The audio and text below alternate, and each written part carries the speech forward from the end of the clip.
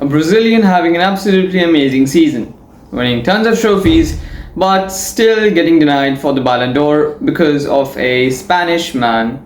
Where have we seen this before? Vinicius Jr. in 2024 and now Raphinha in 2025.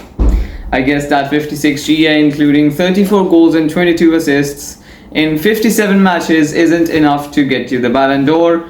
Then what else is?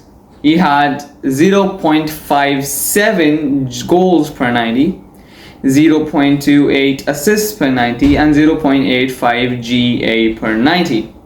His season-long XG was 18.57, and he was able to match this XG because he scored 18 goals in the league last season. In La Liga, he scored one hat-trick and scored a goal every 158 minutes he played. Now you might say that he was a little bit, off on the goal side, but 34 goals, I don't know who in the world is thinking that he was off on the goal side, but if you're saying that, you're probably a Raphinha hater or a Madrid fan and are comparing him to Mbappe. But bear in mind, both of the players are completely different. Raphinha this season was forced or asked by Hansi Flick to play in a more calm role, you could say, because he was an attacking playmaker of Barcelona and was not on his usual wing position, so he had more freedom in the middle and was able to score more goals and create more chances. He took a total of 86 shots, out of which 43 were on target and 4.7 shots per goal, and his season-long XA is 11.91. Unfortunately, he only registered 8 assists in the league, so that is on the strikers or anyone who was in the box and the chance for whom the chance was created. And out of his attempted 1,222 passes, he was able to complete 971 of them. Well, to be honest, most of his passes might have been, through balls or crosses or, lobs, and these have a very low percentage of getting, being successful. Do not say that Raphinha is the reason why these weren't good enough. It's because it was a different role for him, and it's safe to say he prevailed in this role as well, and mostly prevailed because this was his best ever season individually, and his passing accuracy is 79.46 in the league. He created 89 chances. Now this is what I'm talking about. He was more of a 10 than a winger who will be there on the wings and dribbling, more like Vinicius or Lamine Yamal. He was a 10 who was there creating chances for the man up top, Lewandowski or Ferran Torres or anyone else. And he whipped in 212 crosses, out of which only 55 were successful. Well, most of the time he was not even on the wing, so crosses like those, I don't know.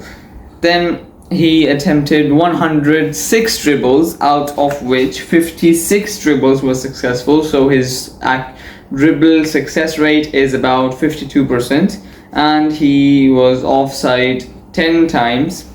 He won 140 out of 248 ground duels. 10 aerial duels were also won by him. So this also shows that he wasn't lazy at all. He was there getting the ball back when it was lost from his team, and then he got the ball back, created a chance, and then the striker butted it, or himself took the chance and scored a goal. That is the summary of Raphinha's entire season, in my opinion. These stats that I've listed for you guys just show that Raphinha played brilliantly last season, and he is a proper deserving candidate of the Ballon d'Or. But more on that later. First, we will also discuss his key performances, and one of them, or the first of them, that eventually started his Ballon d'Or shouts were his hat-trick and an assist versus Real Valladolid in a 7-0 victory for Barcelona early in La Liga. Well, after this match, I remember many Barcelona fans saying that this man should be given the Ballon d'Or right now, and now their minds have completely changed. Another one, a very solid performance, would be his hat-trick versus Bayern Munich in the Champions League to help Barcelona finally get their revenge.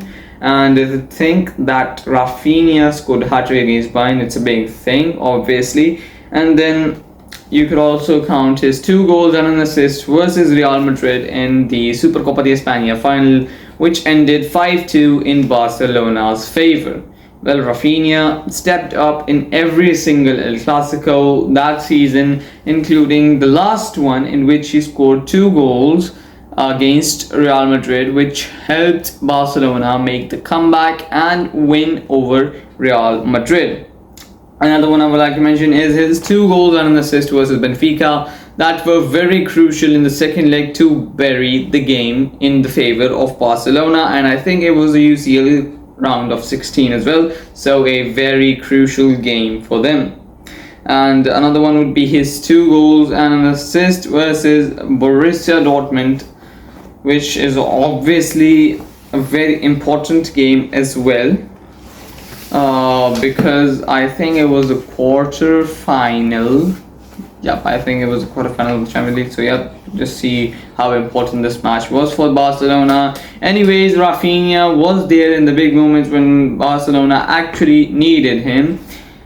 But against Inter, he celebrated too early, and that's the reason they got knocked out. But another man who is getting a lot of Ballon d'Or shouts, but I don't think that he deserves the Ballon d'Or over Raphinha. Sure, he is technical. He is the one who created many chances for Barcelona. He is a proper dribbler and is the one who mostly we see is the face of Barcelona. I'm talking about Lamine Yamal.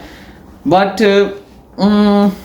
his season was also very amazing, but to think that he deserves the Ballon d'Or over Raphinha is just pure, biasness by the Spanish Barcelona fans, I guess, or Barcelona fans who want Lamine to win the Ballon d'Or so that his PR could be greater than any other Barcelona player, so that he could be the one to compete with the Galacticos. Maybe that's the scheme behind it, but it's really sad to see that a player of Raphinha's caliber is not getting even mentioned about in Barcelona fans' tweets and all that. And I think that this is the case with most of the Barcelona fans, because one of my friends is also saying that Raphinha played shit this season and is not a deserving Ballon d'Or winner. Give the Ballon d'Or to Lamine. But we all know Ousmane Dembele is going to win it, so it doesn't matter at all. But it's still sad to say. Raphinha, the grass is always brighter on the other side, so please come to Madrid. We will welcome you, and if you get a Ballon d'Or this season, we will not be the ones to decredit you. We will be there for you. Please come to Madrid and pull off a Luis Figo. I'm inviting you. If you watch this video, and Barcelona fans, if you are watching this video as well, if you say that Lamine Yamal is a more deserving Ballon d'Or winner than Raphinha, then I don't know what something are you on, but you aren't onto something good. That's what I say. But coming to the prediction that will Raphinha win the Ballon d'Or or not, well, according to the leaks, which are obviously not true, he will not even finish in the top 10. And if this happens in real life, this will be an absolute disgrace, and will go on to say that, or go on to confirm that today's Ballon d'Or is only about who gets the shouts on social media. Rodri started getting shouts on social media very late in the Ballon d'Or campaign, but he got a lot of shouts from Barcelona fans and from Man City fans and from every other fan who hates Real Madrid, and that's the reason he ended up winning it. Now the same is happening with Lamine Yamal, and Raphinha isn't getting talked about enough, and that's the reason he isn't, of the top contenders in many people's lists. So I don't know how the voting would turn out right now. But that was it for today's video, and it's sad to see. Nevertheless, please subscribe and consider liking the video as well, and also share your thoughts in the comment section below. And until next time, adios.